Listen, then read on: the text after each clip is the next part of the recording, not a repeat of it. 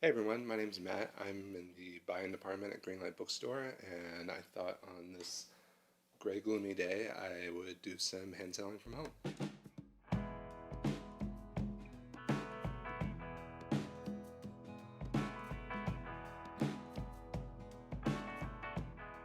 So I thought that I would kind of peg these recommendations to a new book that came out last month, Perfect Toons by Emily Gould, and I'll do some music book recommendations.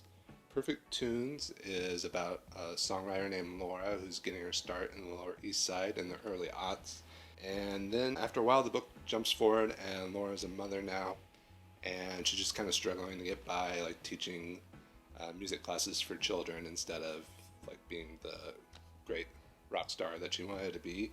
And I think what Emily captures well is just the frustration and depression of having these artistic ambitions that are just going unfulfilled.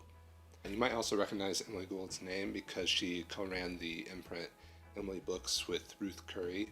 If I could just kind of squeeze in a super recommendation into these other recommendations, you should read all those Emily books because they're great. This is kind of an obvious pick. It's Meet Me in the Bathroom, the oral history of indie rock in New York in the early 2000s. And this is a great nostalgia read. It's also good for right now because I don't know about you, but I can just read oral histories for like hours at a time. There's just something about the rhythm of reading people talking that just kind of flows for me. And this is also a huge one, so if you have some time to fill, Meet Me in the Bathroom is a great pick. My next pick is a 33 and a third book.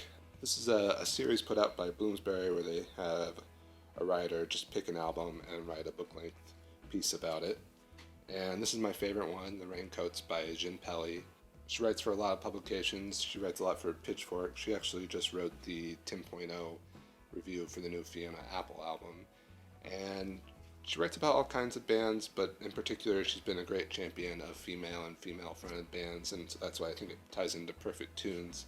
And she kind of synthesized all their interests into this little book and wrote something really illuminating about the band, the Raincoats, which were always kind of enigmatic and mysterious to me.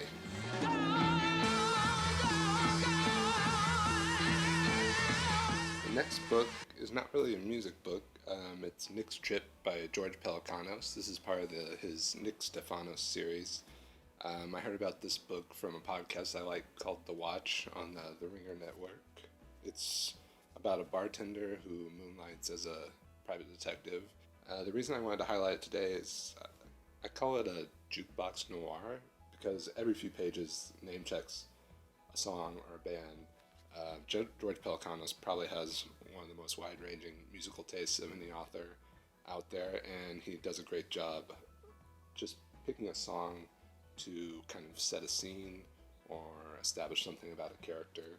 I actually started making a playlist while I was reading it and wound up with a playlist that was over 4 hours long. And my last pick is Doxology by Nell Zink. This is also a book about musicians in the early 2000s in New York, and also jumps ahead and involves family and multi-generations. So these two are like Volcano and Dante's Peak, or like No Strings Attached and Friends with Benefits. These are like the two Fire Festival documentaries of the past literary year. And that's it for me today. So thanks for watching. You can find these books on Greenlight's website, and we can ship them directly to your house. And that's it for me. Thanks.